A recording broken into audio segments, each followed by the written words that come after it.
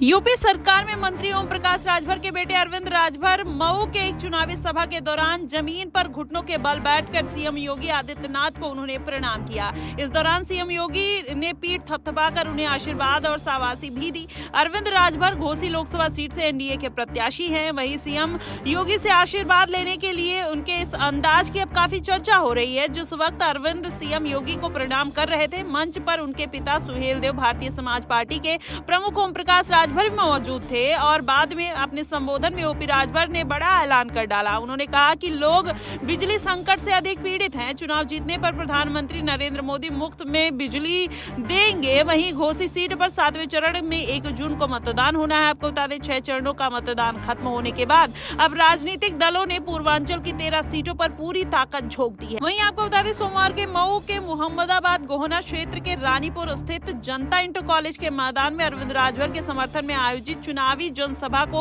मुख्यमंत्री योगी आदित्यनाथ ने संबोधित किया और कहा कि घोसी के विकास का सहारा इस बार छेड़ी बनेगी और कहीं न कहीं इस बार 6 चरणों के चुनाव ने यह साबित कर दिया है कि इस बार 400 पार और एक बार फिर से मोदी सरकार। साथ ही मुख्यमंत्री योगी आदित्यनाथ ने कहा कि माफिया मिट्टी में मिल चुके हैं, इसलिए अब घबराने के डरने की जरूरत नहीं है। कहा कि एनडीए प्रत्याशी जब चुनाव जीतकर संसद भवन पहुंचेंगे तो जिले के विकास की रफ्तार तेज हो जाएगी। और उन्होंने कहा कि एक पूर्व घोसी लोकसभा क्षेत्र में आयोजित जनसभा के दौरान आप लोगों को प्रधानमंत्री नरेंद्र मोदी का मार्गदर्शन प्राप्त हुआ था।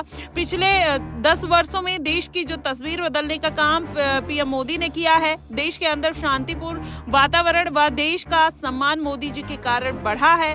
वहीं एनडीए सरकार के द्वारा विकास के बड़े बड़े कार्य कराए जा रहे हैं। रेलवे, हाईवे और मेडिकल कॉलेज, एम्स, IIT और नीट सरकार के द्वारा मोदी सरकार के कारण बन रहा है। सरकार द्वारा अनेक जन कल्याणकारी योजनाएं लाई गई हैं, जिसकी वजह से कहीं ना कहीं इस बार मोदी सरकार 400 पार कर पाएगी, ऐसा योगी आदित्यनाथ कहते हुए नजर आते हैं। वहीं ओम प्रकाश राजभर ने लोगों से कहा कि बिजली संकट में सबसे अधिक पीड़ित यहाँ की गाँव की जनता है। चुनाव जीतने पर प्रधानमंत्री नरेंद्र मोदी मुफ्त जो बिजली देंगे और कहा कि राष्ट्रीय हित के लिए मतदान करिए और प्रधानमंत्री नरेंद्र मोदी को तीसरी बार प्रधानमंत्री बनाइए, इस तरीके की अपील करते हुए नजर आए। लेकिन वहीं आपको बता दें कैबिनेट मंत्री दारा सिंह चौहान ने कहा कि भाजपा सरकार ने 2047 तक देश को विकसित बनाने का संकल्प लिया है। इंडिया गठबंधन का यह सपना जरूर साकार होगा और मोदी सरकार के समय में देश की बढ़ती अर्थव्यवस्था पर विश्व चकित है और आज दुनिया के देश की ओर जो आशा भरी नजरों से देखते हुए नजर आ रही है। यह कमाल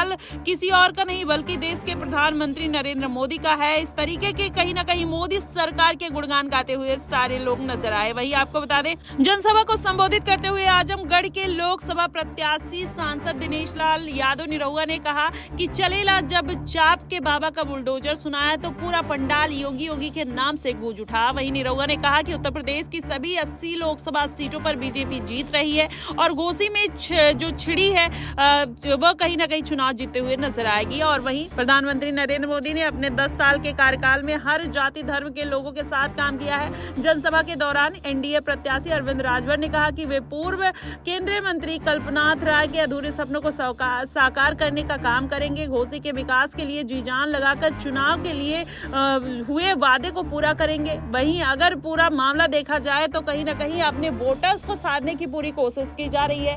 1 जून को मतदान होने हैं, उससे पहले कहीं ना कहीं अखिलेश यादव की पार्टी और इंडिया गठबंधन इस जद्दोजहद में लग गई है। राजा भैया भी मैदान में कूद पड़े हैं, लेकिन ओपी राजभर और योगी आदित्यनाथ जिस तरीके से घोसी में चुनाव प्रचार करते हुए नजर आए, माना यही जा रहा है कि इस बार कुछ बड़ा खेला देखने को मिल सकता है।